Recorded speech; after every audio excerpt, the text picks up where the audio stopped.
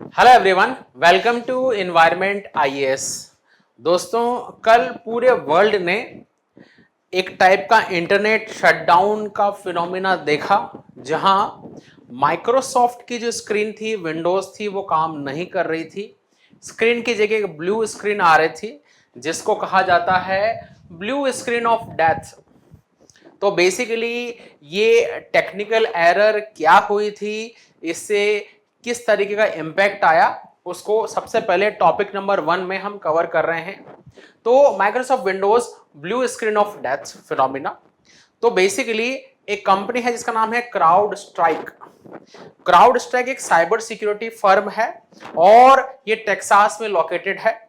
ये company basically क्या करती है, माइक्रोसॉफ्ट के लिए जो साइबर थ्रेट है उन पर काम करती है। गलती से इस क्राउड स्ट्राइक कंपनी ने एक अपडेट जो है वो गलती से डाल दिया, उससे विंडो अपडेट होने लग गई और रीस्टार्ट की प्रॉब्लम और लूपिंग की प्रॉब्लम शुरू हो गई। और उसके बाद ये पूरे वर्ल्ड में जहां पर भी माइक्रोसॉफ्ट के विंडोज यूज हो रहे थे और अदर सॉफ्टवेयर यूज हो रहे थे या ऑपरेटिंग सिस्टम यूज हो रहे थे, वहां पर ये प्रॉब्लम आनी शुरू हो गई। So CrowdStrike update of Microsoft Windows, इस क्राउड स्ट्राइक ने माइक्रोसॉफ्ट विंडो के लिए एक अपडेट गलती से डाल दिया। और जब भी आपको पता है कि कंप्यूटर में अपडेट होते हैं तो कंप्यूटर को रीस्टार्ट जो है करना पड़ता है, तो कंप्यूटर रीस्टार्ट हो रहे थे और जो है screen of blue screen of death, यानी कि ब्लू स्क्रीन जो है आ रही थी कंप्यूटर के ऊपर और सारे सिस्टम चलना बंद हो गए थे। अफेक्टेड वेरियस इंडस्ट्रीज, तो इससे बहुत सारी इंडस्ट्री, सबसे ज्यादा अफेक्ट हुई थी एविएशन इंडस्ट्री, एयरलाइन इंडस्ट्री। बहुत सारी फ्लाइट जो है स्टक हो गई, कैंसिल करनी पड़ गई। Bank, medical, insurance company, restaurant, सब जगह जो है पूरा का पूरा सिस्टम जो है ठप पड़ गया था। लोगों को ऑनलाइन से ऑफलाइन मोड की तरफ शिफ्ट करना पड़ता है। इनफैक्ट एयरलाइन में जो क्यू मैनेजमेंट सिस्टम है वो उसको ऑफलाइन कर दिया था और लोग फिजिकल मोड पर वापस आ गए थे। ये जो इंसिडेंट ये दिखाता है कि जो ग्लोबल वर्ल्ड, जो हम टेक्नोलॉजी बेस्ड वर्ल्ड में हम जिसका हम पार्ट हैं, अगर किसी ऑनलाइन सिस्टम की फेलियर हो जाए तो हम कितनी बुरी तरीके से हमें असर पड़ सकता था।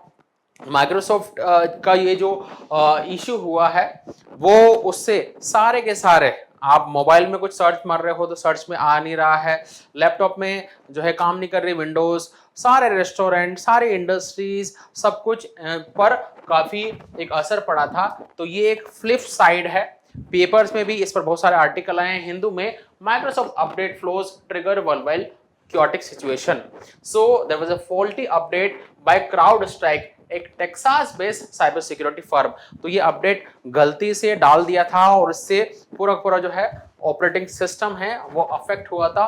Aviation, banking, hospital, TV channel, telecommunication सारे के सारे कोलैप्स हो गए, पड़ गए। तो हम टेक्नोलॉजी कितना डिपेंडेंट है, अगर ये टेक्नोलॉजी जो है काम करना बंद कर दे, specially ICT, information and communication technology, तो कितनी बुरी तरीके से हम प्रभावित होंगे। ये एक छोटी सी घटना ने दिखा दिया।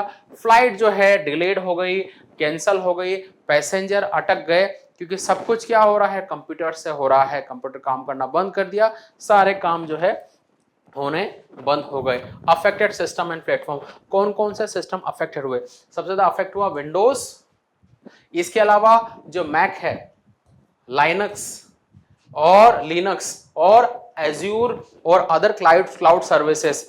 तो कुल मिला के माइक्रोसॉफ्ट से रिलेटेड जो भी सारी सर्विसेज थी, स्पेशली ऑपरेटिंग सिस्टम, वो सारे अफेक्ट हुए और ये एक गलती की वजह से हुआ था। तो क्राउड स्ट्राइक जो है इसके बारे में थोड़ी सी जानकारी लेते हैं कि क्या है ये एक साइबर सिक्योरिटी फर्म है और ये जो है साइबर सिक्योरिटी के जो भी थ्रेट आते हैं उनको डिटेक्ट करती है, माइक्रोसॉफ्ट के लिए रियल टाइम प्रोटेक्शन देती है ये। और a buggy update cause by Falcon sensor to conflict with Windows system. तो बेसिकली गलती से एक फॉल्टी अपडेट डाल दिया, एक टाइप का इसने एज ए बग की फॉर्म में काम किया और विंडो को ब्लू कर दिया, इसीलिए जो है उसको ब्लू स्क्रीन ऑफ डेथ भी कहा जाता है। ठीक है, तो ब्लू स्क्रीन ऑफ डेथ क्या है? एक एरर स्क्रीन है, एरर स्क्रीन होती है जो विंडो के ऑपरेटिंग सिस्टम में ये दिखती है। कोज क्या है? सिस्टम जब क्रैश हो जाता है तो ये ब्लू स्क्रीन ऑफ डेथ नजर आती है। कंसिक्वेंसेस क्या होते हैं कि आपका जो कंप्यूटर है वो रीस्टार्ट होता रहता है लेकिन काम करना शुरू नहीं करता और बार बार जो है लूपिंग होते हुए ब्लू स्क्रीन दिखती है। करंट जो मेजर है, पीसी को रीस्टार्ट करना पड़ता है लेकिन इस बग की वजह से पीसी रीस्टार्ट भी नहीं हो रहे थे और ब्लू स्क्रीन आई जा रही थी, तो काफ़ी प्रॉब्लम हो गई थी। क्राउड स्ट्राइक का जो रेस्पॉन्स है, तो क्राउड स्ट्राइक जो कंपनी है उसने इस गलती के लिए माफ़ी मांगी है। उन्होंने एक्टिव प्रॉब्लम का रेजोल्यूशन किया और एक 4 स्टेप सॉल्यूशन बताया था कि आप इन चारों स्टेप को फॉलो करो तो आपका सिस्टम रीस्टोर हो जाएगा। लेकिन क्योंकि सारे लोग इतने टेक्निकली कॉम्पिटेंट नहीं होते हैं तो उनको ये problem I. Government of India की आईटी मिनिस्टर ने भी ये एडवाइजरी इशू की थी, ये 4 स्टेप सॉल्यूशन ऑफर किया था कि आप ये करोगे तो आपका सिस्टम दोबारा चलना शुरू हो जाएगा। तो ये था हमारा फर्स्ट टॉपिक। दूसरा टॉपिक आज का है गुरु पूर्णिमा। तो आज तो 20 तारीख है, कल 21 जुलाई है और कल गुरु के सम्मान का दिन है, गुरु पूर्णिमा का दिवस है। तो गुरु पूर्णिमा जो है 21 जुलाई को मनाया जाएगा।